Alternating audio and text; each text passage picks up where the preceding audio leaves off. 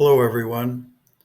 I'm John Burke, and on August 18th, I'll be presenting an online seminar titled Formulating for the Environment, a Different Perspective.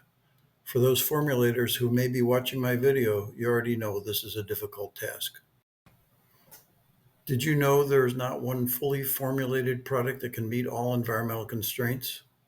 The reason for this is there are simply too many environments where various products can be discharged to. These discharge areas can be air, water, solid waste landfills, and of course, contract waste disposal. Did you know that in some cases, even pure water is regulated and prohibited from discharge? This is a more common problem than you think.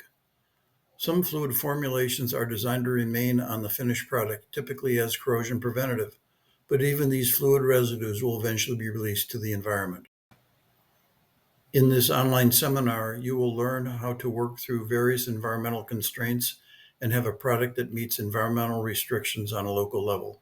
However, meeting environmental constraints can be complicated.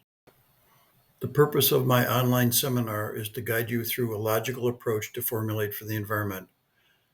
You will learn about current issues relating to the environment and why local environmental issues are important.